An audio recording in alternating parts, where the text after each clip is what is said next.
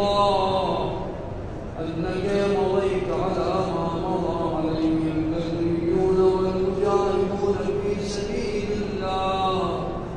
المناصرون لهم في جهاد أعدائهم المبالغون في نصرة أوليائهم الذاكرون عن أحبائهم فجزاك الله أفضل الجزاء وأكثر الجزاء وأوفر الجزاء وأوفى جزاء أحدهم مما وفى ببيعته واستجاب له دعوته وأطاع ولاة أمره. أشهد أنك قد بالغت في النصيحة وأعطيت غاية المجهود فبعثك الله في الشهداء وجعل روحك مع أرواح الصعداء وأعطاك من جنانه أجزاء منزلا وأفضلها غرفا ورفع ذكرك في عليين وحشرك مع النبيين والصديقين والشهداء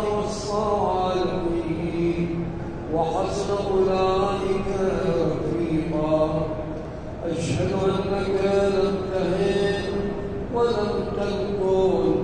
وأنك مضيت على بصيرة من أمرك مقتديا بالصالحين ومتبعا للنبيين فجمع الله بيننا وبينك وبين رسوله وأوليائه في منازل المخبتين فإنه أرحم الراحمين. اللهم صل على محمد وآل محمد ولا تدع لنا يا رب في هذا المكان المكرم والمشهد الشريف المعظم ذنبا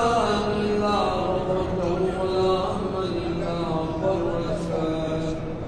ولا مرضا إلا شفيته ولا عيبا إلا سترته ولا نسبا إلا بسطته ولا خوفا إلا آمنته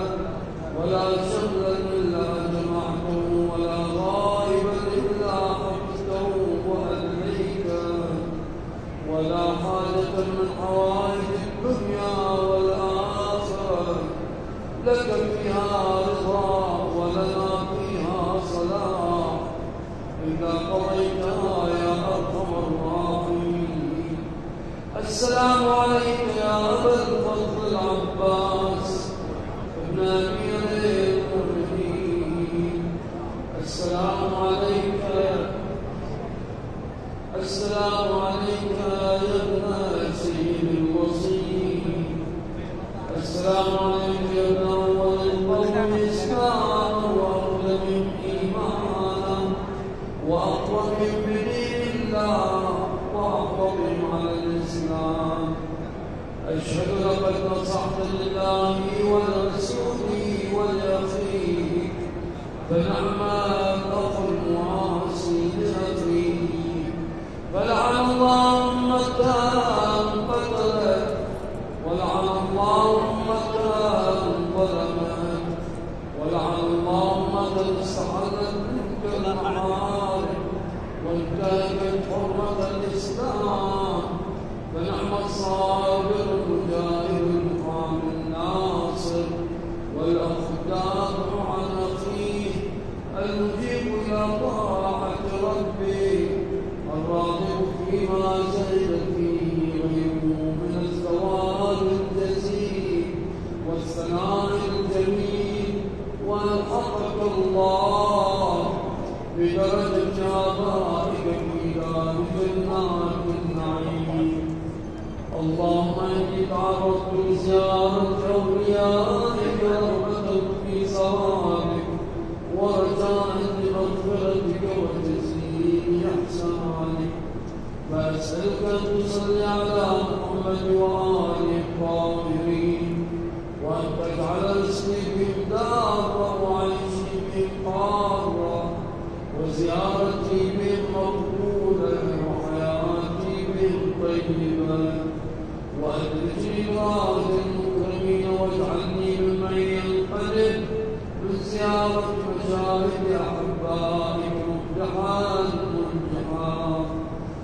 واستوجب غفران الذنوب وستر العيوب وكشف الكروب إنك أهل التقوى وأهل المغفرة.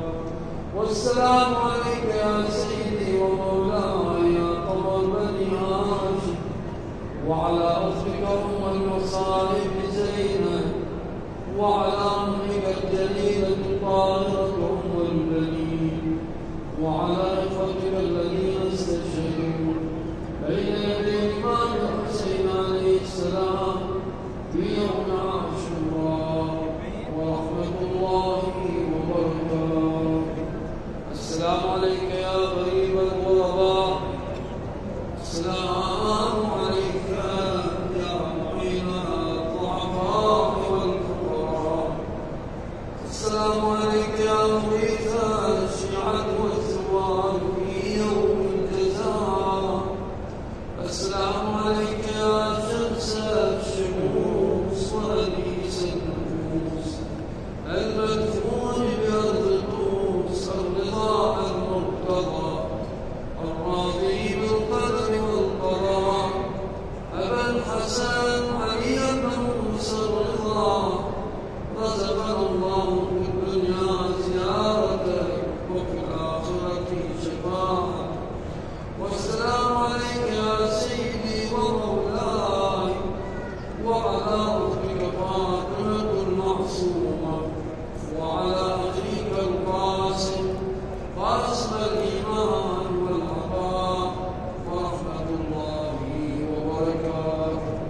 اللهم صل على محمد وآل محمد، إله نفسي عليك بمحمد وآل محمد، واحفظ بلادنا من كل سوء وشر ووباء وبلاء، واحفظ الإسلام والمسلمين، أنجح طلبتنا الأعزاء، شافي مرضانا، اقض حوائجنا، لا تسلط علينا